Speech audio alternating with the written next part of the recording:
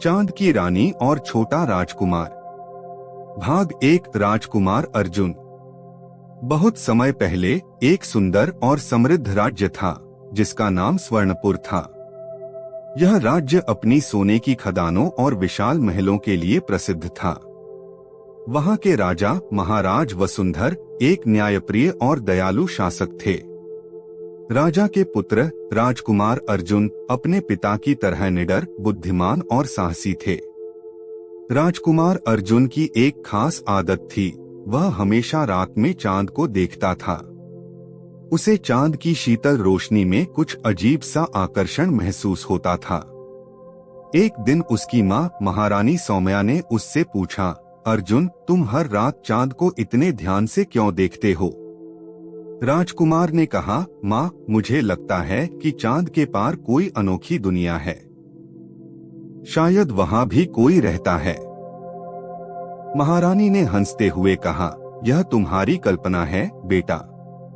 चांद एक शांत आकाशीय पिंड है, वहाँ कोई नहीं रहता। लेकिन अर्जुन के मन में यह सवाल गहराता ही गया। उसे यकीन हो गया कि चांद पर जरूर कुछ रहस्यमयी है। उसने ठान लिया कि वह इस रहस्य को जानकर रहेगा। भाग 2। जादुई बूढ़ा।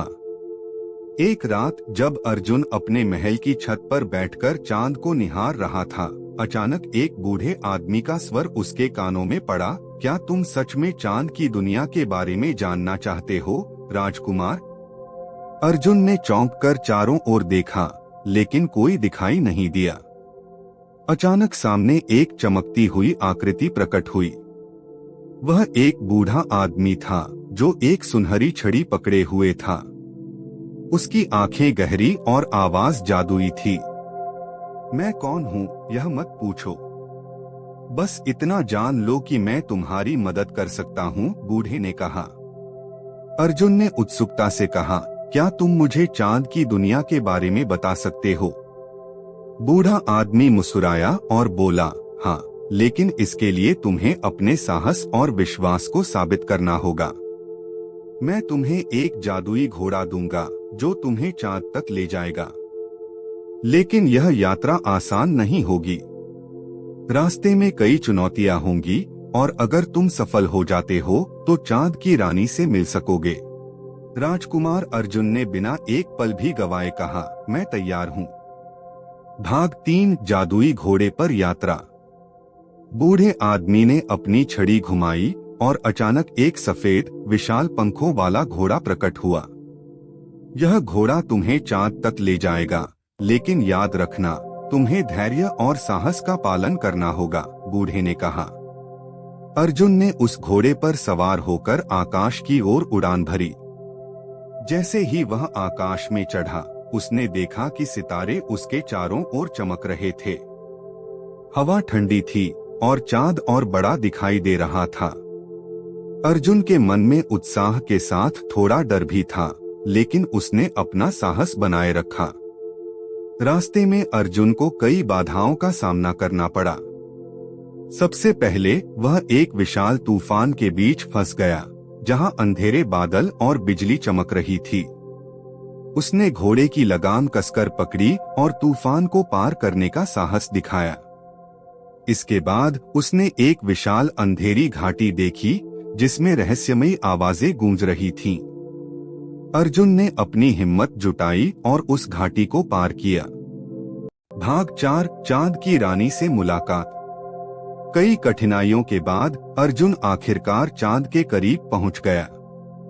जैसे ही उसने चांद की सतह पर कदम रखा, उसे एक अद्भुत दृश्य दिखाई दिया। वहां एक विशाल महल था जो चांदी और हीरे से बना हुआ था। महल के दरवाजे पर 2 सुनहरे शेर पहरेदारी कर रहे थे। अर्जुन ने धीरे धीरे महल के अंदर कदम रखा। अंदर का दृश्य और भी भव्य था। महल के बीचों बीच एक सुंदर सिंहासन था जिस पर एक रानी बैठी थी। उसकी आंखें मोती जैसी चमक रही थीं और उसके बाल चांदी जैसे थे।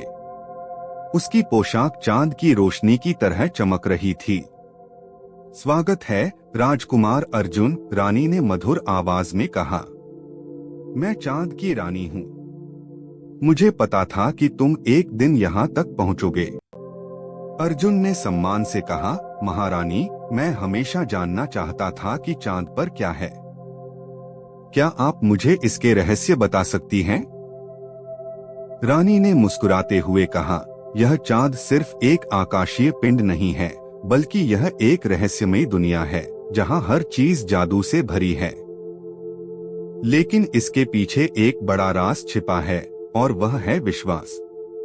जो व्यक्ति अपने दिल में विश्वास रखता है, वही इस दुनिया के रहस्य को समझ सकता है। भाग 5, चांद की दुनिया का रहस्य।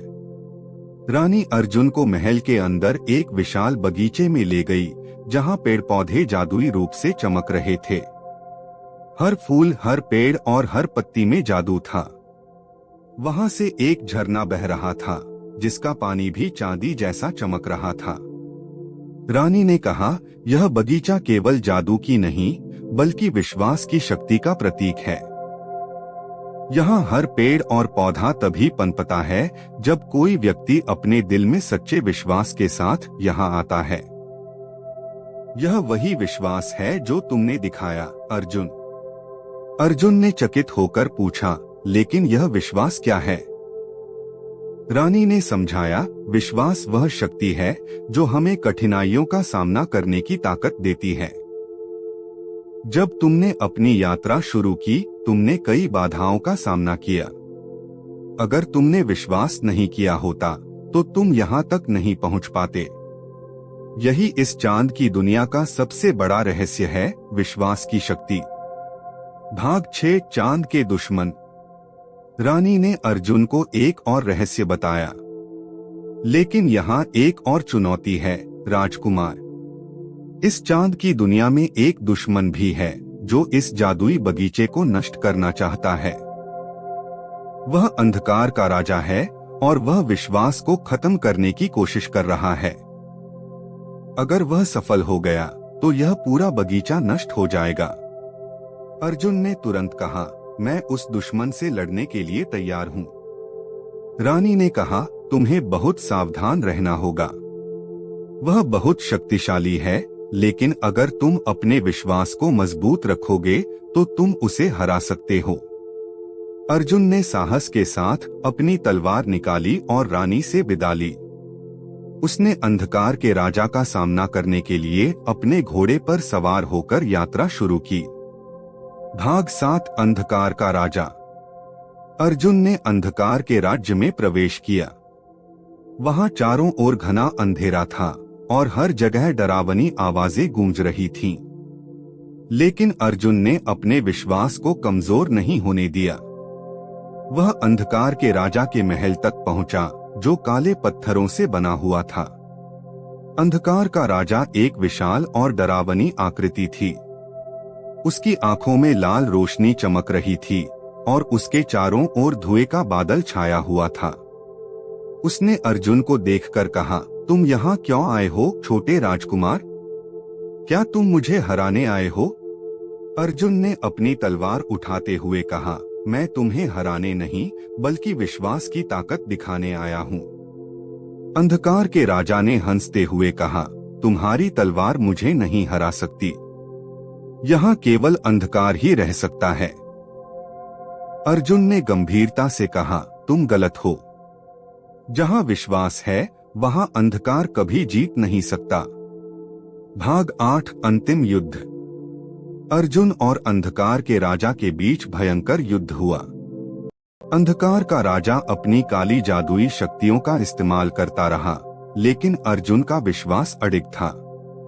उसने हर वार का सामना करते हुए अपनी तलवार से अंधकार को चीर दिया। अंत में अर्जुन ने अपनी तलवार से अंतिम वार किया, और अंधकार का राजा धुएं में बदलकर गायब हो गया।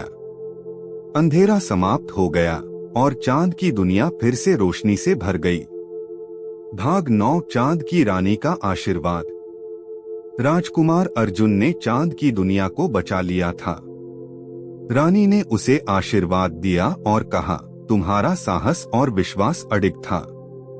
तुम्हारी इस जीत ने यह साबित किया कि सच्चे विश्वास से हर अंधकार को मिटाया जा सकता है। अर्जुन ने विनम्रता से कहा, यह मेरी माँ और पिता की दी हुई शिक्षा है जो मुझे इस राह पर ले आई।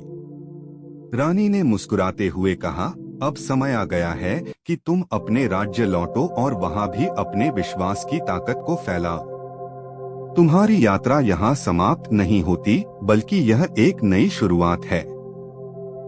भाग 10 स्वर्णपुर की वापसी। अर्जुन चांद की दुनिया से विदा लेकर अपने राज्य स्वर्णपुर लौटा। वहां पहुंचते ही उसने अपने माता पिता को अपनी अद्भुत यात्रा के बारे में बताया। उन्होंने गर्व से अर्जुन को गले लगा लिया। राजकुमार अर्जुन ने अपने राज्य में विश्वास की शक्ति का संदेश फैलाया और स्वर्णपुर एक बार फिर से खुशियों और समृद्धि से भर गया। उपसंहार। इस कहानी का संदेश है कि कठिनाइयों का सामना करने के लिए सबसे महत्वपूर्ण चीज है विश्वास। चाहे कितनी भी बाधाएं आए, अगर हमारा विश्वास मजबूत हो तो हम हर चुनौती का सामना कर सकते हैं।